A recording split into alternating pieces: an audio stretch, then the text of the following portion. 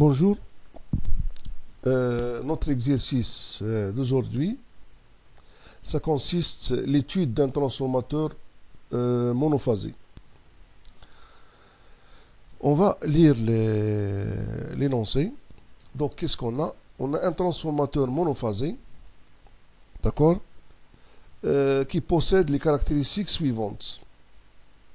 Une puissance apparente nominale de 1 kVA, une tension primaire nominale qui est égale à 220 volts, la fréquence du courant, dans ce cas c'est 50 Hz, la section du circuit magnétique c'est S est égale à 30 cm². Ici on a fait deux essais, un essai à vide sous la tension primaire, ça veut dire 220 volts. On a relevé les mesures suivantes. On a relevé une puissance à vide P0 qui est égale à 45 watts. Et on a également mesuré une tension secondaire à vide qui est égale à 25,4 volts. Dans l'essai en court-circuit, sous tension primaire réduite, ça veut dire on a pris seulement 10% de la tension primaire. Donc on a relevé une puissance en court-circuit qui est égale à 94 watts. Donc sachant que l'induction magnétique maximale dans les tôles du circuit magnétique est égale à 1,6 Tesla. On nous demande de faire quoi? Tout d'abord, 1. De calculer le nombre de spires de chaque enroulement. 2. Déterminer la valeur nominale du courant dans le secondaire. 3. Déterminer la valeur de l'impédance complexe ramenée au secondaire. Donc on se limite à ces trois questions, puis on va revenir aux autres questions. D'accord? Le nombre de spires de chaque enroulement. Qu'est-ce qu'on fait pour calculer ça? La loi de Bouchereau, il nous dit que la tension au primaire est égale à 4,44 fois l'induction maximale fois le nombre de spires dans le primaire, puisque ici c'est une tension primaire, fois la fréquence en Hertz, fois la section en mètres carrés. Donc ça va nous donner un nombre de spires N1 est égal à U1 sur 4,44 fois l'induction maximale en Tesla fois la fréquence fois la section en mètres carrés. Donc on a 220 volts sur 4,44 sur 1,6 Tesla sur 50 sur 30, mais fois 10 à la puissance moins 4. 30 en centimètres carrés, donc pour la convertir en mètres carrés, on doit la diviser, on doit la multiplier par 10 à la puissance moins 4. Donc ce qui va nous donner un nombre de spires de 206 spires. D'accord? Donc ça c'est pour le nombre de spires au primaire. Pour le nombre de spires au secondaire, qu'est-ce qu'on peut dire? On peut le faire de la même manière avec cette méthode de Bouchereau, et on peut également le faire de l'autre manière en disant que M, le rapport de transformation, c'est quoi? C'est U2 sur U1. C'est également N1, N2 sur N1. Ça veut dire quoi? Ça veut dire que N2 est égal à quoi? Est égal à U2 sur U1 fois N1. Donc on a U2, on va la prendre ici comme ça c'est le rapport de transformation. On va le prendre comme U2 comme tension à vide, tension secondaire à vide. Ici, la tension nominale du primaire. Ici, le nombre de spires qu'on vient de calculer. Ça va nous donner un nombre de spires qui est égal à peu près 24 spires. D'accord, ça c'est pour la première question. Donc la deuxième question, ça concerne le courant nominal au secondaire. Donc le courant, qui est la valeur nominale du courant dans le secondaire, c'est, on va dire que la puissance nominale du transformateur est égale à la tension primaire nominale fois le courant primaire nominal est égal également à la tension secondaire nominale fois le courant secondaire nominal. Ici, on va prendre la tension secondaire comme une tension à vide. Donc, on va dire que I2 nominal, c'est quoi? Est égal à la puissance nominale sur la tension U2 nominale. On va la prendre comme 25,4.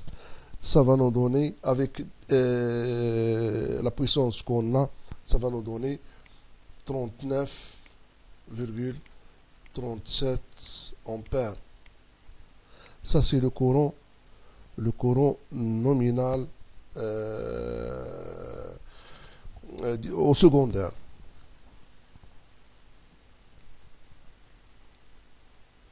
Bon, la question 3, c'est quoi? C'est quelle est l'impédance complexe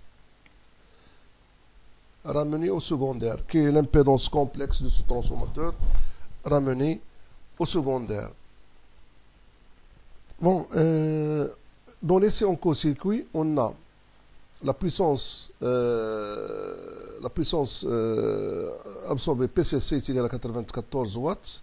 La tension, le court-circuit, on a pris seulement 10% de la tension nominale pour ne pas griller le transformateur.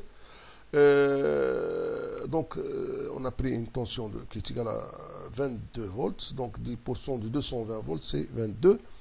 Le rapport de transformation, c'est U20 sur U1. Pour PCC, on a PCC. On sait que PCC, c'est un transformateur monophasé. C'est la résistance ramenée au secondaire pour le courant de court-circuit I2 au carré. Ici, on a pris le courant de court-circuit, on l'a pris comme I2 nominal. Ça va nous donner une résistance qui est égale à PCC sur I2 nominal au carré. Il va nous donner une valeur, c'est une valeur de faible, c'est une résistance de faible valeur. On va l'estimer en milliohms. Donc ça va nous donner 60 sur 64 milliohms. D'accord? Ça, c'est pour la résistance ramenée au secondaire. Pour l'impédance ZS ramenée au secondaire, c'est quoi? C'est M fois U 1cc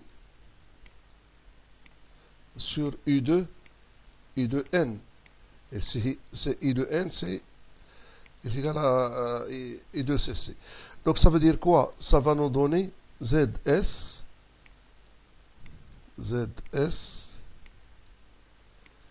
est égal à quoi? Est égal à MC, c'est U20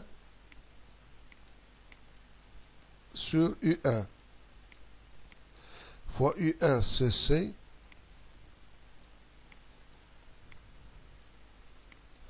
sur I de n. Le tout, ça va nous donner une valeur à peu près 64,50 ou bien 51 milliohms. Donc finalement, XS,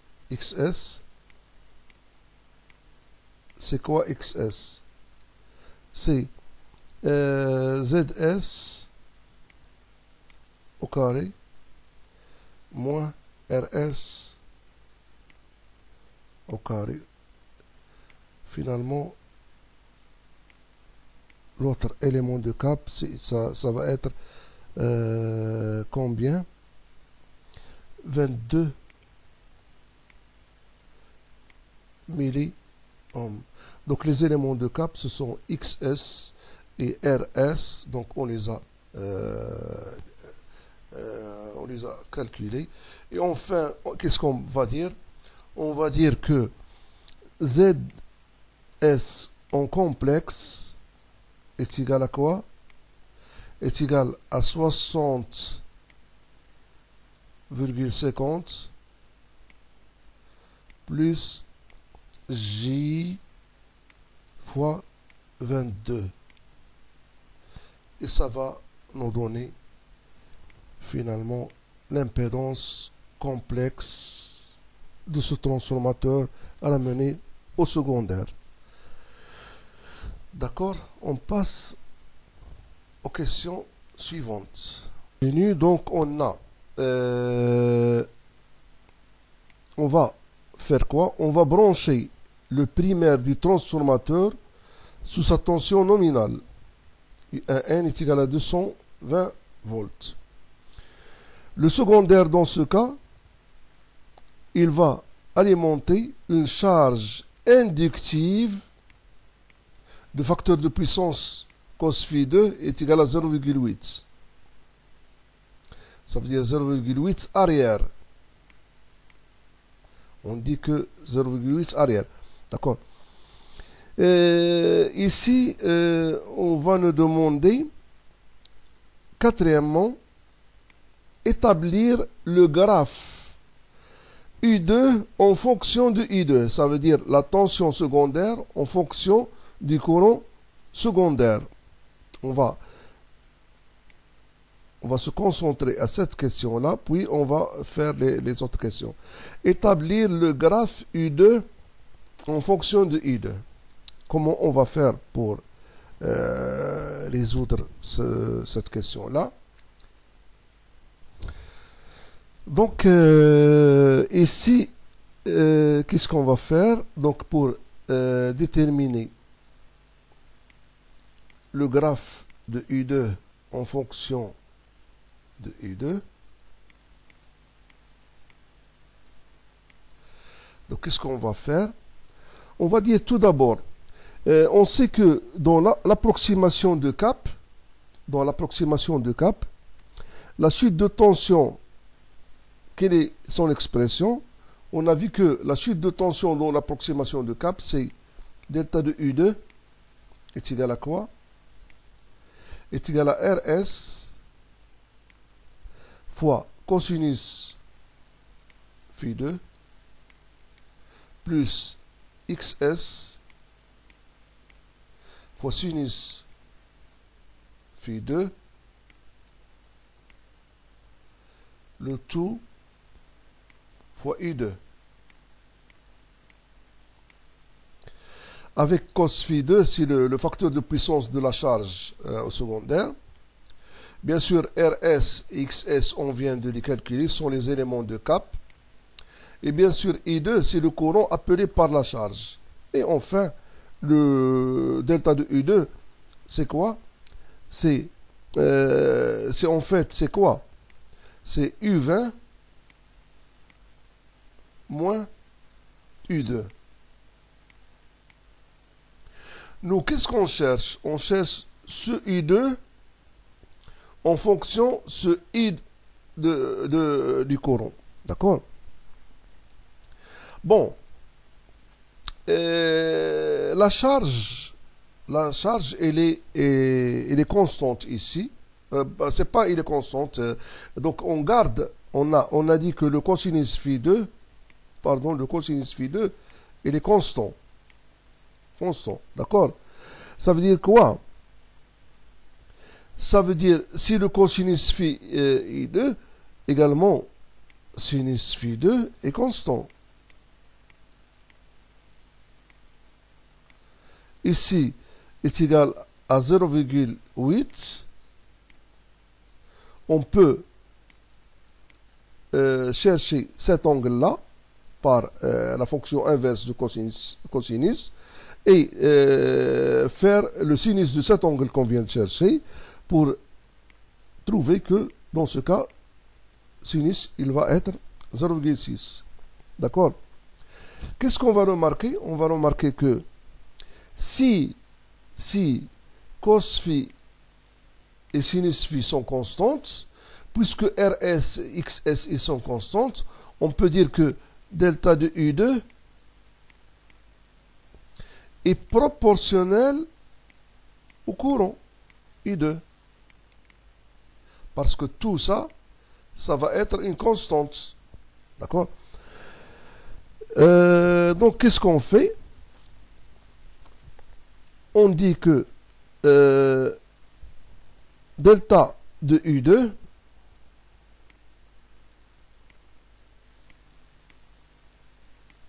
est égal à quoi? Est égal à 60,50 fois quoi? Fois 0,8. D'accord? Pardon, ici. 60,50. Ça veut dire RS fois cosinus phi 2 plus XS. XS, on a dit que c'est 22 fois 0,6. D'accord? Fois I2. Attention, on doit multiplier le tout par 10 à la puissance moins 3. Pourquoi? Parce que dans ce cas, on a pris les RS, XS en milliohms, alors que I, on va la prendre en ampères pour que ça soit en volts. On doit la multiplier par 10 à la puissance moins 3. D'accord? Qu'est-ce que ça va donner? Ça va donner que delta de U2 est égal à quoi? Est égal à 61,60 I2 fois 10 à la puissance moins 3 I2. D'accord? Or, on a delta de U2 est égal à U20 moins U2. Ça veut dire quoi? Ça veut dire que U2 est égal à quoi? Est égal à U20 moins delta de U2. D'accord? Donc U20 c'est 25,4. U20 c'est 25,4. Ça va nous donner finalement que U2, donc U2 est égal à quoi? Est égal à 25,4 moins 61,60 fois 10 à la puissance moins 3 fois I2. Donc on vient de faire quoi? On vient d'exprimer U2 en fonction de U2. Donc ça c'est C'est la réponse à la question. Maintenant, bien sûr, pour tracer, ça c'est quoi? Ça nous rappelle une droite AX plus B. C'est une droite affine. Donc, on peut facilement, pour la tracer, il faut facilement, ou bien d'une manière simple, chercher deux points. Deux points. C'est ce qu'on va faire pour tracer cette droite. Donc, on le fait tout de suite. Donc, pour tracer la courbe de cette droite, on va choisir deux points. Donc, lorsque I2 est égal à 0, c'est le premier point. Dans ce cas, la tension est égale à 25,4. Donc on choisit ce point-là, ça va être ici. Donc ce point, ça c'est 25,4 volts, bien sûr. Ici en volts et ici en ampères. Donc ça c'est le premier point. On choisit par exemple un deuxième point. Lorsque I2 est égal à I2 nominal. Ça veut dire 39,37 ampères. Dans ce cas, U2 est égal à quoi? Est égal à 22. Si je le mets ici, je vais avoir 22,98. 98, c'est à peu près 23. Donc c'est 23 volts. 23 volts. Donc 23 volts, ça va être à peu près ici. 23 volts. Et je vais bien sûr chercher ce courant-là, I de N, qui est égal à 39,37 ampères. Et je vais chercher ce point-là. Bon, l'équation, ça sera plutôt la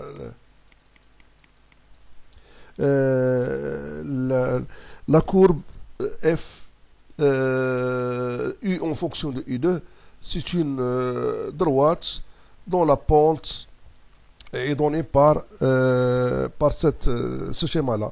Donc on voit clairement que lorsque le courant augmente avec le même facteur de puissance, la tension diminue, ça veut dire que la chute de tension augmente.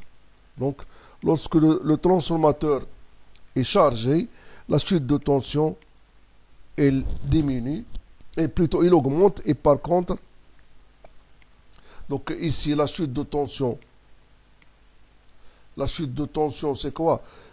C'est quoi? C'est U20 moins U2.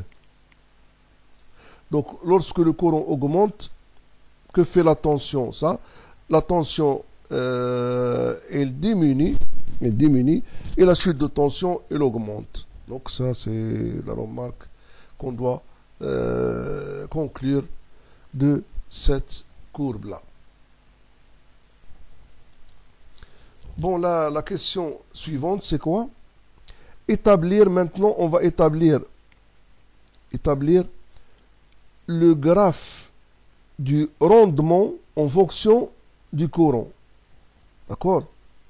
Toujours en gardant un facteur de puissance cos phi 2 constant, 0,8 arrière, ça veut dire inductif.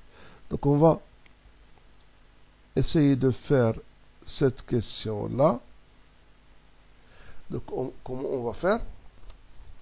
Bon, pour le rendement d'un transformateur, d'un transformateur, on sait que ce rendement-là, il a pour expression la puissance P2 sur P2 plus les pertes joules plus les pertes fer. D'accord? Donc, si on veut faire ou bien on veut passer à l'application numérique pour ce rendement-là, on doit tout d'abord connaître quelle est la tension aux bornes de la charge et le courant appelé par la charge. Ici, le facteur de puissance de la charge. On le met en numérateur. Au dénominateur, on a U2 fois I2 fois cos phi2 plus les pertes joules. Les pertes joules, c'est quoi les pertes joules? Ce sont RS fois I2 au carré. Les pertes joules pour un transformateur. Les pertes fer sont toujours la puissance consommée dans les CA vides. Ce sont les pertes fer ou bien les pertes joules. Donc si on fait ici notre application numérique, ici ça c'est donné, c'est une puissance qui est donnée à l'CA vide. Donc le courant ici, on ne le connaît pas, mais RS, on l'a. On a cosinus phi. Phi. Et on va essayer de remplir cette expression-là avec les valeurs qu'on a. On a ρ est égal. Donc, en utilisant l'expression de la tension qu'on vient de calculer, la tension en fonction du courant, on a cette fonction-là qui est égale à 25,4 moins 61,60 fois 10 à la puissance moins 3 et 2. Qu'est-ce qu'on va faire? On va, pour chaque courant, déterminer une tension. Pour chaque courant, déterminer une tension. Et on calcule, dans ce cas, pour ce point-là, le rendement. Et on fait changer le courant. Donc automatiquement la tension, ça va changer. Et on fait le calcul à nouveau. On change le courant. La tension, ça va changer. On aura un autre point, ainsi de suite. Donc on va essayer de faire tout ce travail-là, le rassembler dans un tableau qu'on va voir maintenant. Donc, on va essayer de prendre des points particuliers pour faire ou bien pour établir le graphe demandé. Donc, je vais prendre des valeurs de courant en fonction de I de n. Par exemple, je vais prendre le premier point 0 I de n. Lorsque le courant est nul, est égal à 0 fois I de n. Dans ce cas, le courant, c'est 0 que je vais prendre.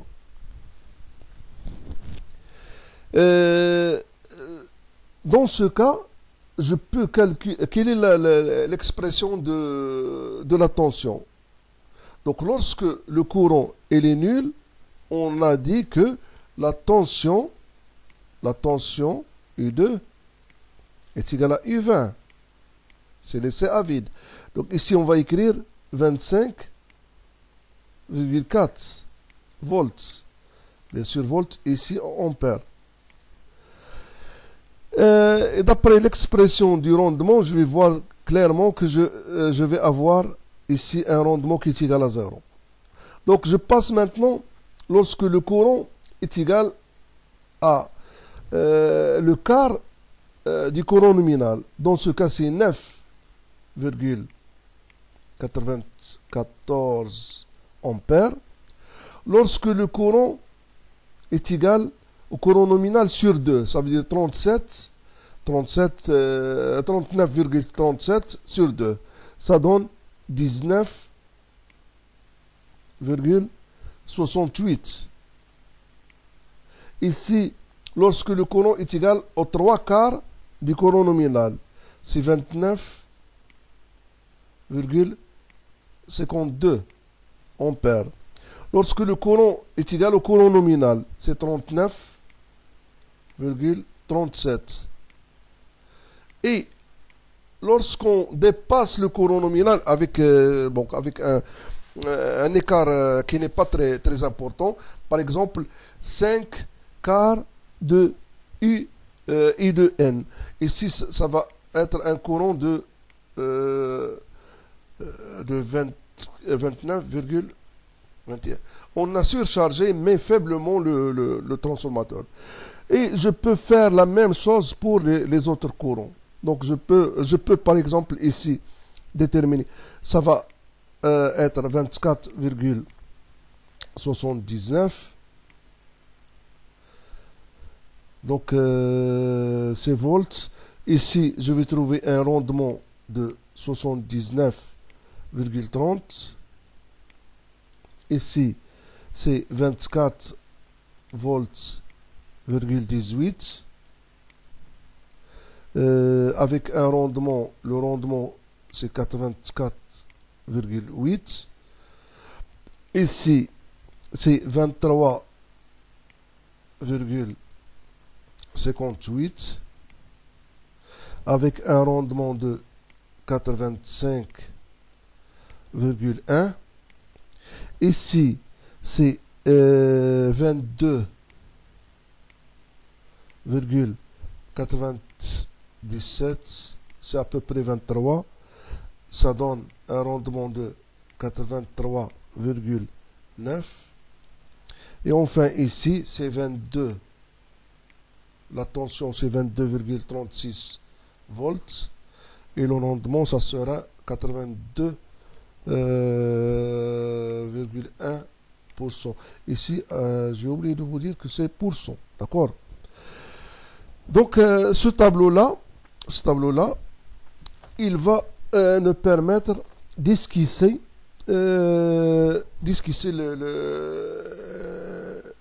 rendement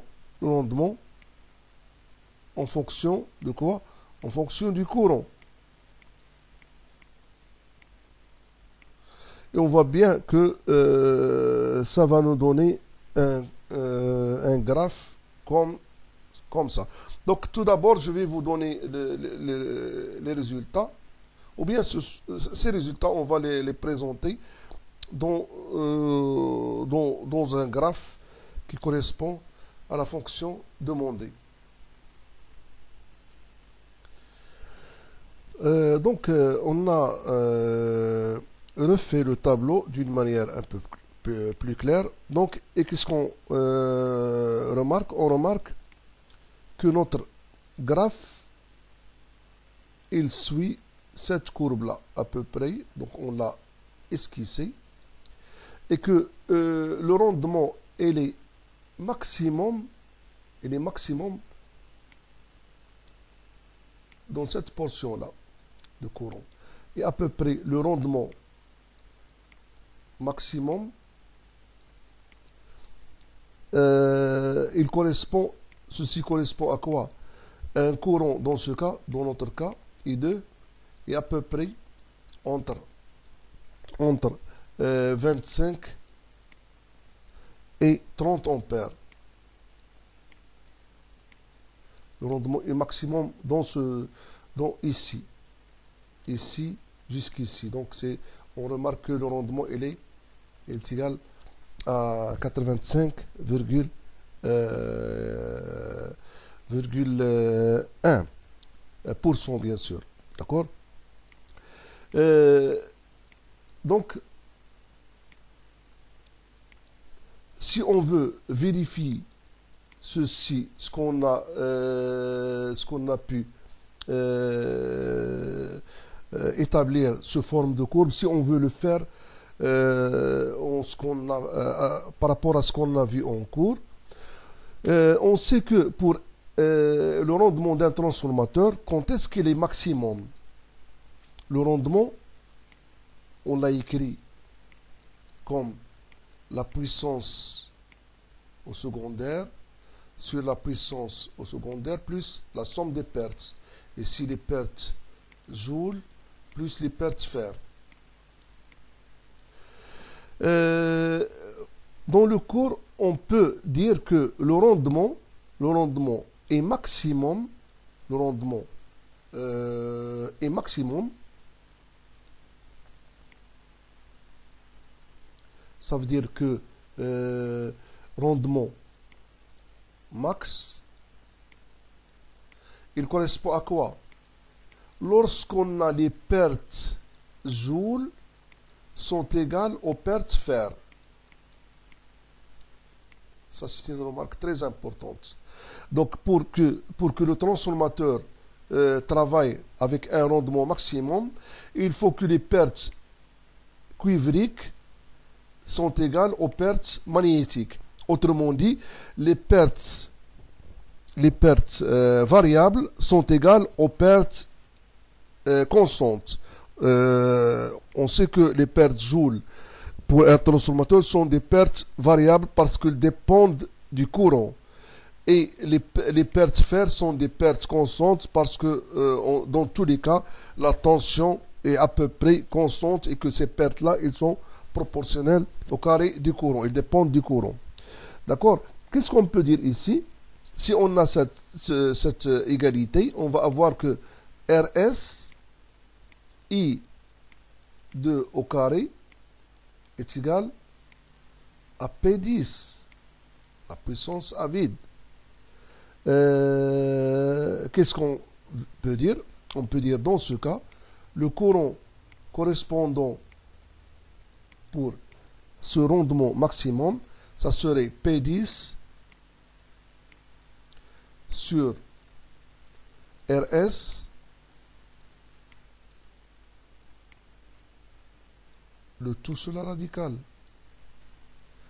Ça va nous donner un courant à peu près de 27,24 ampères. Ce qui correspond à notre estimation parce qu'on a dit que pour que le rendement soit maximum, il faut que le courant soit entre 25 et 30. Ici, c'est 27. Donc, ça va donner combien dans ce cas? Quelle est la tension correspondante? C'est U20. C'est U20 moins. Donc, d'après l'expression de la tension qu'on a, la tension aux bornes aux fonctions de U2, ça va nous donner une tension qui est égale à 25,4. Ça veut dire la U20 moins 61,60 fois 10 à la puissance moins 3 fois ce courant-là, fois 27 fois 27,24. Ce qui va nous donner une tension qui est égale à 23,72 volts. Si donc P2 est égal à U2 fois U2 fois cosinus phi2. D'accord? On a U2, on vient de calculer. I2, c'est le courant, on l'a calculé. Ici, le facteur de puissance, on a dit que c'est constant. Donc, si je remplace ceci, je vais avoir, par application numérique, un rendement, dans ce cas, un rendement maximum qui va me donner exactement 0,85. Et comme ça, le résultat que j'ai obtenu à l'aide de la courbe, il correspond très bien au résultat qu'on peut avoir en utilisant la théorie ou bien les calculs qu'on a vus au cours. On retrouve approximativement le résultat donné par le graphe et le rendement en fonction du courant. Et ça, c'était la réponse à cette question. Bon, on continue. Donc, le primaire du transformateur est toujours branché sous une tension nominale qui est égale à U1N 220 volts. Maintenant, il débite un courant efficace qui est égal à I2N. Ce courant-là, on va le garder constant. Qu'est-ce qu'on va faire? On va essayer de faire varier le facteur de puissance de la charge. Donc la charge, il consomme un courant constant, mais avec un facteur de puissance qui est variable. D'accord? On va essayer de suivre cette variation-là du facteur de puissance en fonction bien sûr de la tension, et on va à l'aide du triangle de Cap expliciter la chute de tension delta de U2 en fonction de phi2 et suivre ces variations. Et enfin, on va essayer de construire le graphe U2 en fonction de phi2. Ça veut dire la tension en fonction du déphasage entre tension et courant. Donc l'angle de déphasage. Donc tout d'abord, on commence par l'utilisation du triangle de Cap pour déterminer donc la chute de tension en fonction de phi2. On va tracer le diagramme de Cap. Dans ce cas, qu'est-ce qu'on dit? On dit que ZS I2 est égal à RS I2 plus XS I2 vectoriellement. On va dire que OA, le vecteur OA est égal au vecteur RS I2.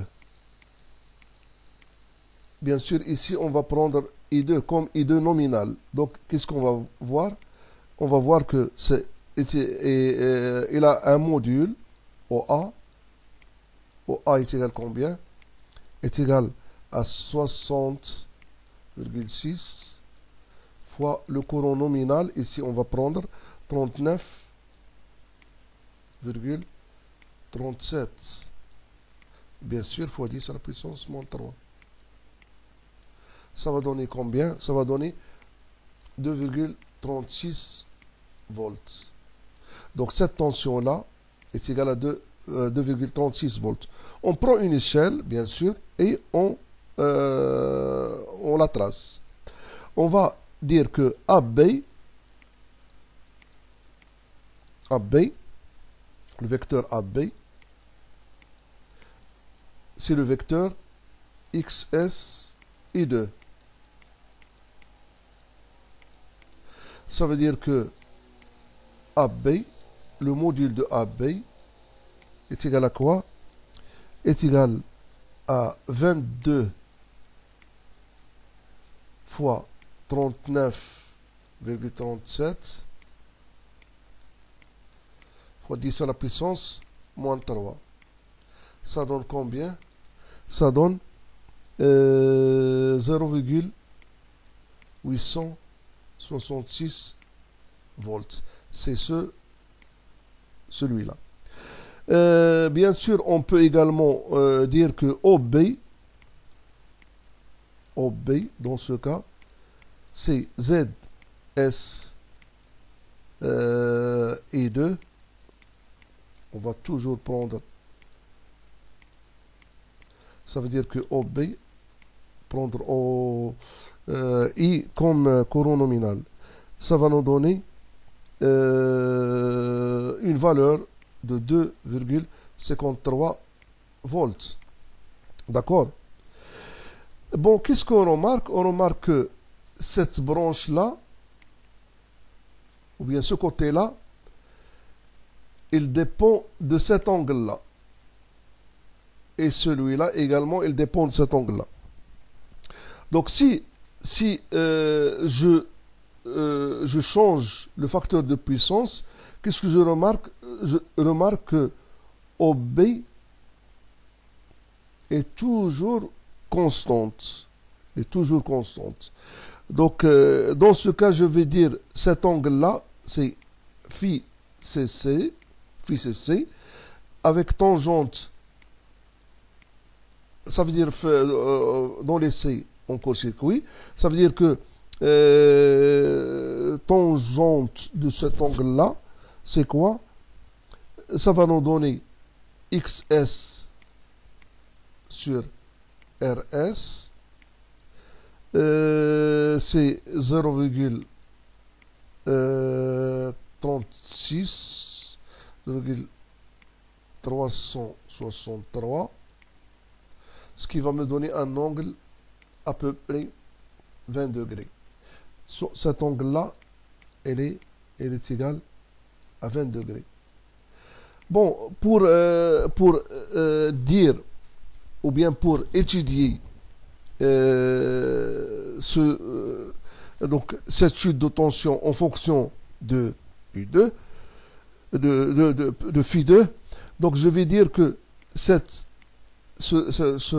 droite-là, ou bien ce côté-là, il est toujours constant. C'est pour cela que je vais tracer un cercle de diamètre OB, dans lequel on va voir les autres variations de la chute de tension en fonction de phi2. On va le faire. Donc on trace un cercle de diamètre OB.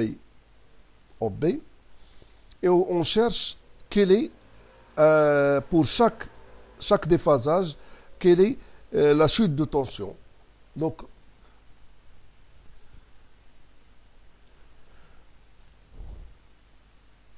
dans ce cas-là, qu'est-ce qu'on va dire? On va dire que delta de U2 est égal à quoi? Est égal à OH. C'est ce segment-là. Avec OH, dans ce cas, est égal à quoi? Est égal à OB fois cosinus de phi2 moins phi cc. Ça veut dire l'angle de déphasage dans les C en court-circuit. D'accord? Ce qui va nous donner que delta de U2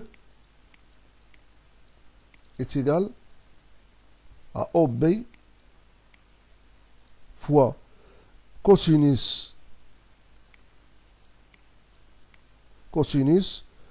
de phi2 moins 20 degrés.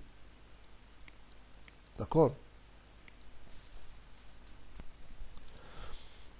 On remarque que quand phi2 varie, le point H, il va décrire quoi? Un cercle de diamètre OB. Ça, c'est la première remarque. OB ici, c'est une constante. Il est ainsi facile de suivre les variations de delta de U2 en fonction de celle de l'angle phi2. D'accord? On va suivre cette variation également sur un tableau. Donc, delta de U2 est maximal. Quand est-ce qu'il est maximal? Quand EH est égal à OB. Ça veut dire qu'on H et on B. Dans ce cas, phi 2, il sera égal à 20 degrés. D'accord? Delta de U2, delta de U2 est nul, est égal à 0. Quand est-ce qu'il est nul? Quand H est en O. Quand H, le point H, est en O. Dans ce cas, phi 2 moins 20 est égal à plus ou moins 90 degrés. Bien sûr, on garde seulement phi 2, dans ce cas est égal à moins 70 degrés. D'accord? On peut, pour cette dernière remarque, on peut dire que pour la dernière remarque, ça veut dire quand est-ce que phi 2, delta de U2 est égal à 0, quand cette expression-là est égale à 0. Ça veut dire que tangente phi 2 est égal à moins RS sur XS. RS sur XS est égal à moins 2,75, ce qui nous donne vraiment un angle phi 2 est égal à moins 70. C'est la même chose, moins 70 degrés. D'accord? Donc on passe à la variation de delta de U2 en fonction du U2. On va le suivre sur un tableau. Bon, la chute de tension, il varie suivant une loi sinusoïdale, puisque elle est égale à OB fois cosinus phi moins 20 degrés. Donc, et on va essayer de choisir quelques expressions ou bien quelques valeurs de ces lorsque phi 2 est égal à moins 90, quelle est la chute de tension correspondante? Lorsque phi 2 est égal à moins 90, ici moins 70, delta de phi 2 est égal à 0, et ainsi de suite. On prend également ce point-là et ce point-là. Donc enfin, la chute de tension delta de U2 est égale à 25,4 moins 2,53 fois cosinus phi 2 moins 20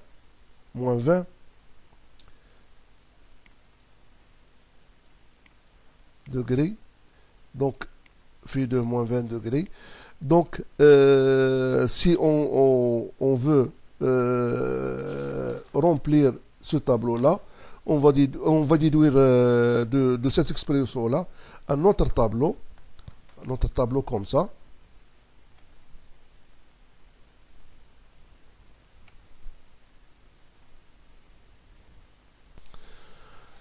Donc on remplit ce tableau-là. Donc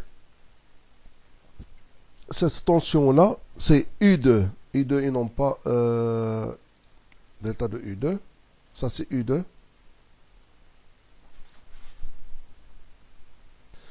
Donc on prend quelques points pour lorsque phi 2 est égal à moins 90, moins 70, moins 60, moins 30, 0, 20 degrés, 30 degrés, 60 degrés. Dans ce cas, pour chaque déphasage, on calcule la tension correspondantes et on remplit tout ça dans une courbe qui nous donne le résultat demandé. Donc avec ce tableau-là, donc lorsque la tension U1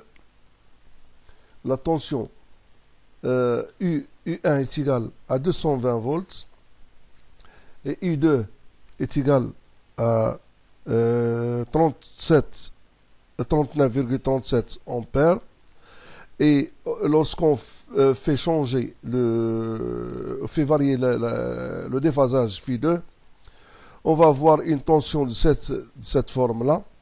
Donc la portion de la sinusoïde de cette tension en fonction de déphasage, ça donne cette forme-là. Et on remarque que la tension est minimale lorsque le déphasage est égal à 20 degrés. Donc là, donc la tension, on a dit que la tension U2 est minimale lorsque le déphasage est égal à peu près 20 degrés. 20 degrés.